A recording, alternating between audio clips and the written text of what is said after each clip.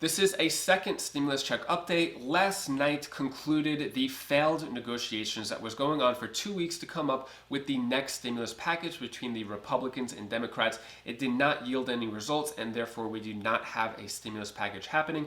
Moments after that, President Trump held a press conference where he announced 4 executive orders that he plans to take action on because of the failed stimulus package negotiations. So in this video, I'll go over the clips of what was said after the failed negotiations between Nancy Pelosi and Chuck Schumer with the Democrats, and then Mark Meadows, Steve Mnuchin with the Republicans. And then I'll play the clip from President Trump's press conference last night of the 4 executive orders he plans to take action on. First, here's the clip of Chuck Schumer and Nancy Pelosi right after the negotiation meeting last night.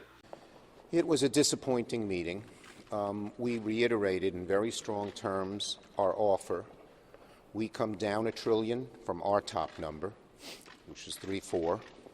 They go up $1 trillion from their top number, which was 1, and that way we could begin to meet in the middle.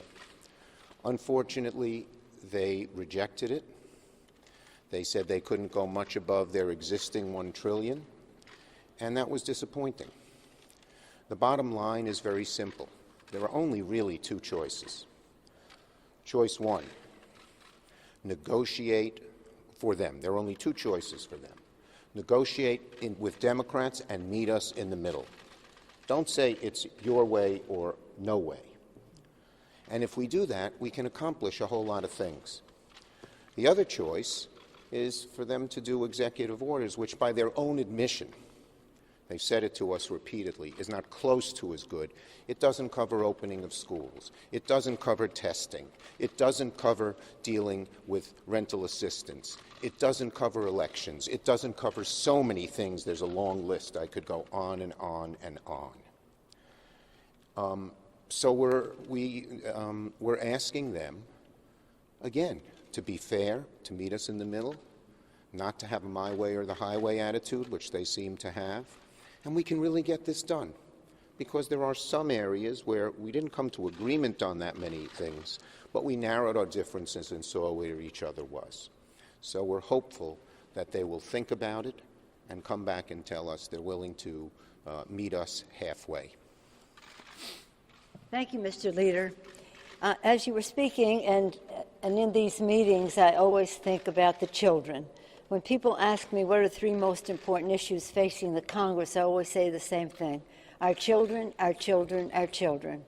Their health, their education, the economic security of their families, a health and safety place for them to live and thrive, a world at peace in which they can reach their fulfillment. The first 4 of those are in this legislation. Their health. Their health. It's disappointing that now, that today marks the 12th week since we passed the HEROES Act. Central to it is how that we can open our economy, open our schools safely, and the rest.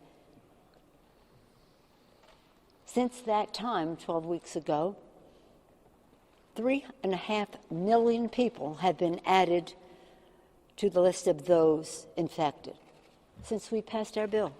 3.5 million people, and 70,000 have died. That same time, Mitch McConnell said, pause. He pushed the pause button. If we had acted in a closer time then, so many lives and livelihoods would have been saved. So the health of our children. And the health of our children depends on having access to food. There are millions of food insecurity children in America. And that's one of the places where we had a big difference. We had $67 billion for food and utility costs, and most of it food. They had $250,000. So we're far apart, yes. Can we find some common ground? Yes. Can we cut back on our number? Not cut back on the number of children who are fed, but for the length, how long the legislation lasts. I just say that to give you an example of how far apart we are. A question or 2? What now? I mean, has President Trump ever... Perhaps you missed what I said. I said come back when you're ready to give a higher number. And no, in answer to your question, we asked them, had they talked to President Trump about this? They said yes, but we said we hope he'll change his mind, because We do want to come to an agreement, very much so. But it's got to be an agreement, as the Speaker said, that meets the needs of kids. After about 2 weeks of negotiations, what they just said last night isn't too much different from what they said in the past. Democrats and Republicans are just too far apart, and they have not gained any ground in coming to an agreement. Next, I'll play the clip of what Mark Meadows and Steve Mnuchin said after the meeting. Well, we were glad to just watch the Speaker and hear her say that she wants to get a deal and she wants to compromise, because we do agree. Legislation is better for the American people. We are very focused on kids and jobs, and these are critical issues. Despite the fact that we had a very good jobs number this morning, there are still too many people that are out of work at no fault of their own because of this coronavirus. So time is very important. That's why we're here. We have schools that are getting ready to open. We have kids that need to be protected as they go back to school. I've reached out between yesterday and today to several Democrat governors, several mayors, to understand what the costs of schools are. I didn't yet call the Republican. I'll call some Republican states, the chief and I, today. We want to make sure that the states have enough money to open the schools safely. I think, as you know, we've allocated what was in the HEROES Act and added a little bit more money. Despite the fact that the Democrats would like more money, we are speaking to the states to make sure that they have enough money. I've also heard from many schools and universities, they're worried about liability. As you know, we think it's very important that we have corona-related liability protection in here. Now, the president would like us to make a deal, but unfortunately, we did not make any progress today. We discussed the same issues. We did come back up. We were requested to have another meeting, and let me just say, to the extent that they are willing to make new proposals, the chief and I will be back here anytime to listen to new proposals. But we have asked them for a specific compromise on state and local and a specific compromise on unemployment. We have not received proposals on that. Let me just say, as I said before, I think there's other areas we have made a lot of progress on. We know we need broadband for kids to be able to access who can't get in. I think we can reach an agreement on that. The Speaker just mentioned food. We want to make sure that kids have food. We're not going to agree to long-term policy changes, but the things that they wanted for through next year, through January, we've agreed to. So I think there's a lot of areas of compromise. I think if we can reach an agreement on state and local and unemployment, we will reach an overall deal, and if we can't, we can't. Yeah, I think it's interesting just to hear the comments from Senator Schumer and Speaker Pelosi saying that they want a deal when behind closed doors their actions do not indicate the same thing. And as we look at this particular issue, the Secretary is right. We've offered $105 billion for children to attend school. The Democrats said that's not enough.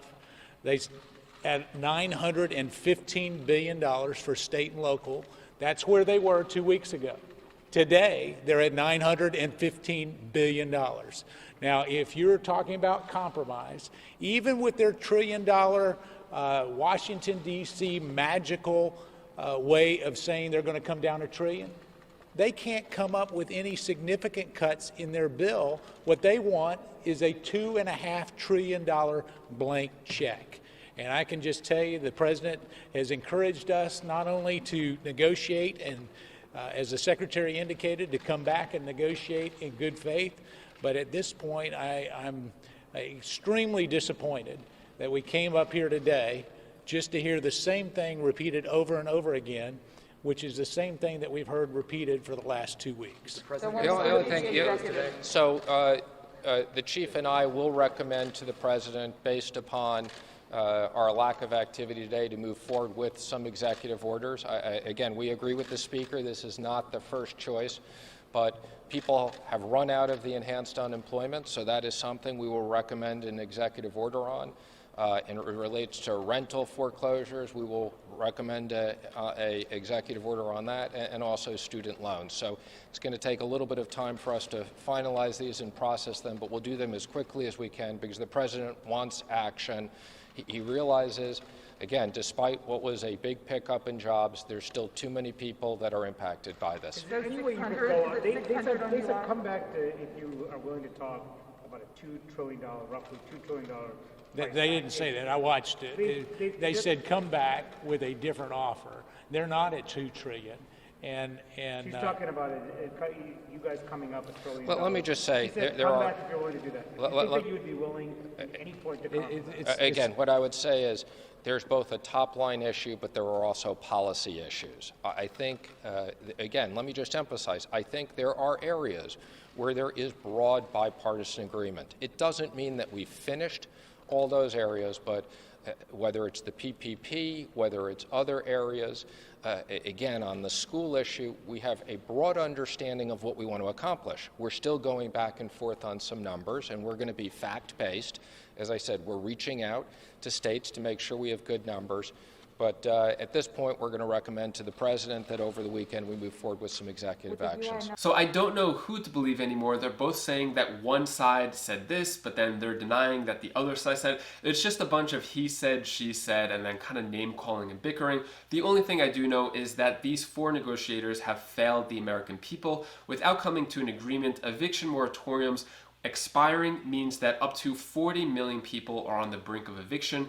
And when it comes to unemployment assistance, people who use that Lifeline of $600 per week, now it is officially expired. If they were to even come up with a solution today, they're saying that the systems, because what they have in place, it would still take an additional 2 weeks before that could be up and running again. So let me know your opinion down in the comments below. Do you think one side was better than the other in terms of negotiating? Do you think we were gaining ground? Was there progress made? Or was this just a complete fail? Let me know down in the comments below what you think. Also, I just want to mention, regardless of your party, whether Republican or Democrat, these four people here represent a totally different ideology from what the civilian Republicans and Democrats represent. These are relatively rich people. They have everything they need in life. So what's important to them may be completely different than what is important to the American people. With that said, I feel like parties don't really matter with these four negotiators. So shortly after that stimulus meeting last night and after the press briefings, President Trump had a spontaneous press conference at his New Jersey golf club where he talks about the 4 executive orders that he wants to take action on. So I'm going to play that clip for you right now of exactly what he said. Let me know what you think about this. My administration continues to work in good faith to reach an agreement with Democrats in Congress that will extend unemployment benefits, provide protections against evictions. A terrible thing happens with evictions, not fair. It wasn't their fault that we were infected with this disease from China, and get relief to American families. Yet tragically, Nancy Pelosi and Chuck Schumer continue to insist on radical left-wing policies that have nothing to do with the China virus, nothing to do with it at all. So you have a virus that comes in, and you have people in Congress that don't want to help our people. If Democrats continue to hold this critical relief hostage, I will act under my authority as president to get Americans the relief they need. And what we're talking about is deferring the payroll tax for a period of months till the end of the year, and I can extend it at a certain period. Hopefully I will be here to do the job. We're going to do the job. We've been doing a job like nobody could. Nobody would, actually. And so we're going to have the payroll tax go till the end of the year, and it'll be retroactive to July 1st. So we're going to go back to July 1st, and it'll go to the end of the year, payroll tax. At the end of the year, it may be extended. We're going to enhance unemployment benefits through the end of the year.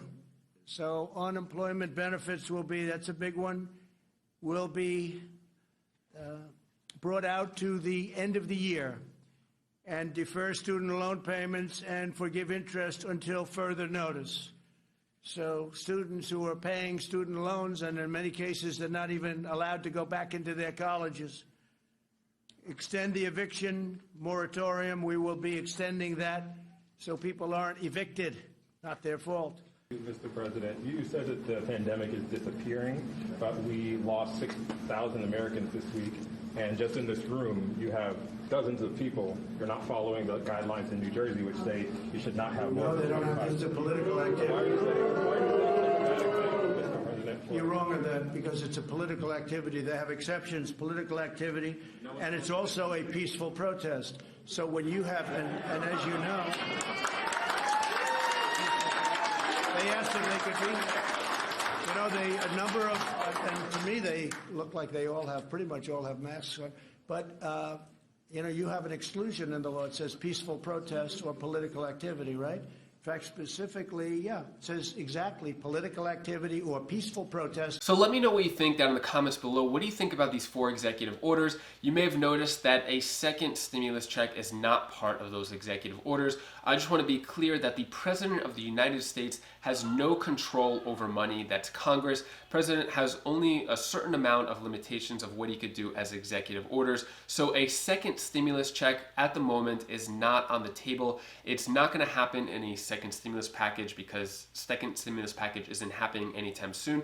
President Trump's executive orders, he said, might happen this upcoming week. There's probably going to be a lot more news coming over the next few days. So subscribe to the channel if you haven't already to get the latest stimulus package updates, as well as what's going on with our second stimulus checks. And if you want to learn the best investing strategy that is 90% better than any other investing strategy out there, even Warren Buffett recommends this one strategy, you could click this video over here. It's on my second channel, Wise Sense, which teaches wise money tips to build a wealthy future. So I go over videos that have how to make money, how to save money, how to budget, how to invest money. You could click that video right now or the channel right here. Or if you want more second stimulus check updates, you could click this playlist down over here, and I'll see you in the next video. Take care, be safe. Thank you for watching.